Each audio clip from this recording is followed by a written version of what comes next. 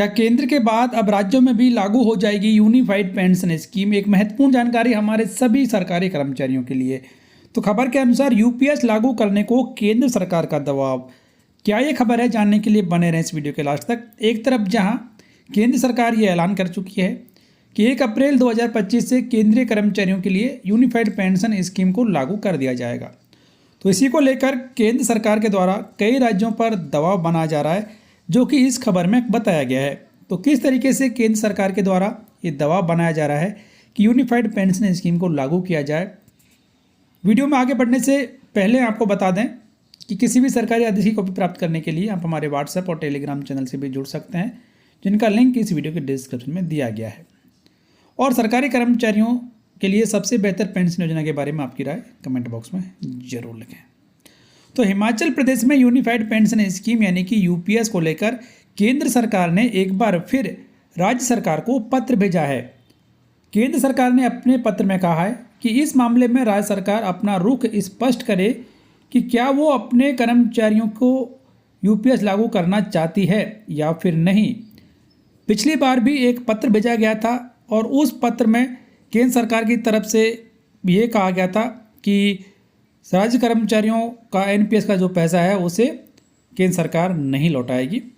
और इसी बार एक बार फिर से केंद्र सरकार ने इसके बारे में पूछा है।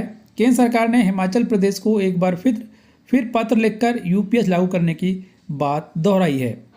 सूत्रों के मुताबिक पत्र में केंद्र सरकार ने हिमाचल प्रदेश को कहा है कि सरकार अगर राज्य में यूपीएस लागू करती है तो उसे 1,600 करोड़ रुपए की आर्थिक सहायता भी दी जाएगी।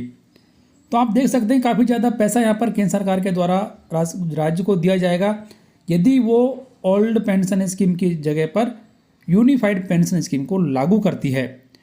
आपकी जानकारी के लिए बता दें कि हिमाचल में एनपीएस के बदले ओल्ड पेंशन स्कीम को लागू किया हुआ है और इसी को लेकर केंद्र सरकार के द्वारा ये कहा गया है कि यदि वहाँ पर भी यूपीएस को लागू किया जाता है तो 1600 करोड़ रुपए की आर्थिक मदद सरकार के द्वारा दी जाएगी।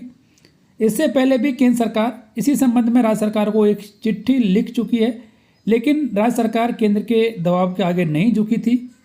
कांग्रेस पार्टी ने वर्ष 2022 के विधानसभा चुनाव में पुरानी पेंशन योजना को लागू करने की गारंटी दी थी और राज्य कर्मचारियों को एनपीएस के बदले ओल्ड पेंशन स्कीम को लागू करने का तोहफा दिया था।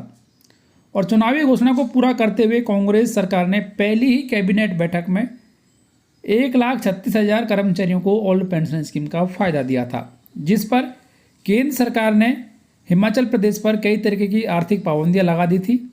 इसके बावजूद सुक्खू सरकार ने दृढ़ इच्छा शक्ति का परिचय देते हुए ओल्ड पेंशन स्कीम को लागू करने का फैसला किया ताकि सरकारी कर्मचारियों की सामाजिक सुरक्षा सुनिश्चित की जा सके।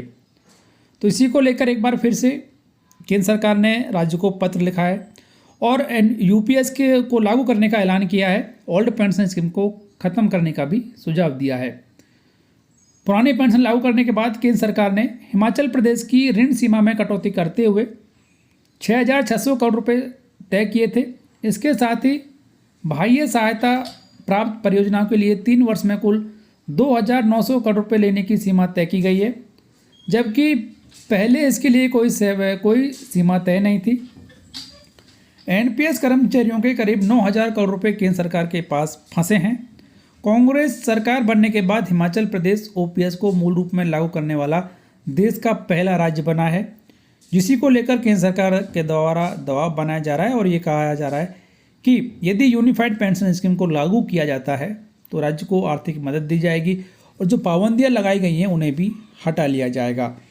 तो ये केंद्र सरकार के द्वारा एक बार फिर से यूनिफाइड पेंशन स्कीम को लागू करने की तरफ उठाया गया एक और कदम।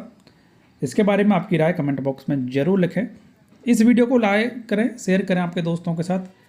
चैनल सब्सक्राइब कर बेल आइकन प्रेस कर लें और नोटिफिकेशन ऑन कर दें, जिससे हर एक लेटेस्ट अपडेट आप सबसे पहले देख